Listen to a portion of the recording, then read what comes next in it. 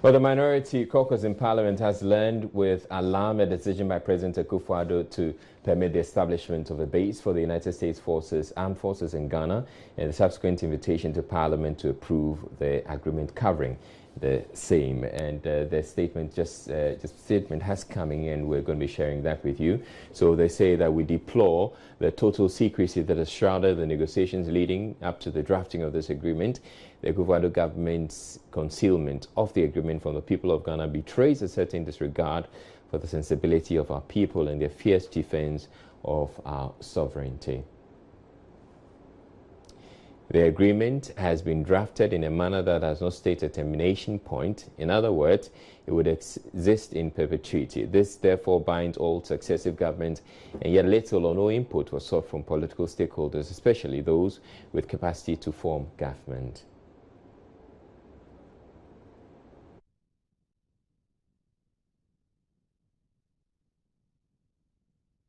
And goes on to say the Akufo-Addo government cannot disregard genuine concerns by Ghanaians at the sighting of this base in Ghana, and the presence of United States Armed Forces personnel could make the nation a prime target for terrorists who have intensified the activities in the West African sub-region.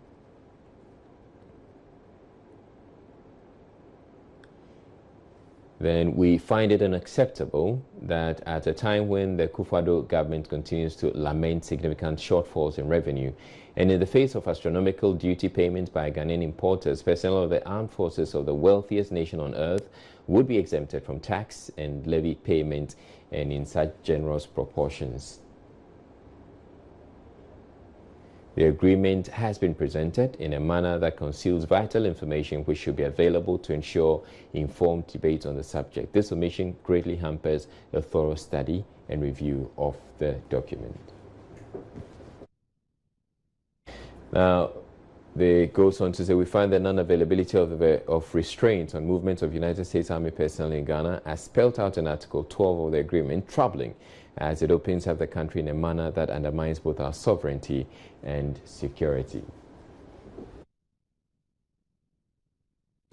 Now, the U.S. Embassy itself has put out a statement on its Twitter page, and we're going to be sharing that with you still on this issue. So, statement on status of forces agreement, and it says, it's dated March 20, says, in response to the story released by Joy News on March 20, 2018, the United States Embassy wishes to underscore that the United States has not requested nor does it plan to establish a military base or bases in Ghana.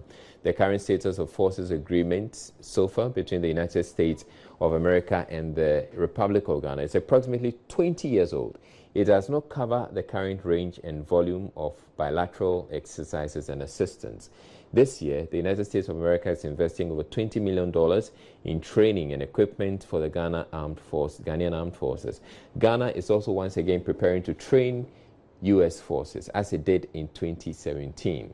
The United States and Ghana are planning joint security exercises in 2018, which require access to Ghanaian bases by U.S. participants and those from other nations when included. We refer all other questions to the government of Ghana. So that's a statement coming from the U.S. Embassy, and they are just restraining themselves and not deciding that they're not going to say anything further than what has been put out on their Twitter page, and referring all other questions to the government of Ghana. Meanwhile, the youth group of Economic Fighters League is calling on Ghanaians to march to Parliament on Friday to protest what they call a sellout of the country to the United States of America.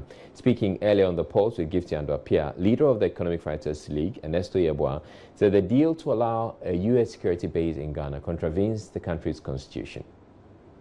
Members of Parliament and people who should be called our political leaders at the brink of selling out the sovereignty of our nation. And for that particular reason, the fighters and indeed Ghanaians in their millions agree with us that storming Parliament House on Friday, this coming Friday, is the most appropriate and patriotic thing to do. So on Friday, what we are simply doing is that we are going to storm the House of Parliament It is not in breach of any, how do you call it, laws in this country. Of course, the architecture of Parliament itself has the expectation that the public would from time to time want to take an interest in what goes on in the House, which is why they have reserved the public gallery just to watch our members of Parliament. What difference do you envisage that? We simply want to play the watch and see attitude. And Yeboah has also launched an online petition seeking signatures to protest the agreement between the two countries. He is hopeful all concerned Ghanaians will join the Fighters League on Friday in Parliament. Would employ all, your viewers to be interested in this. We don't want, the general commenting on Facebook any longer. It's no longer time for pressing the like buttons. It is time for action. And we want everybody, each and every person who believes in this country and believes in its sovereignty, to come all the way to Parliament on Friday just for that expression of watching our members of Parliament. Just going to Parliament for that particular purpose in itself is an act of protest. And we of the Economic Fighters League believe that the power rests with the people. Power doesn't rest with our representatives. So there is no way that our political representatives can become more powerful than we, the represented, which is why we are taking on this particular action.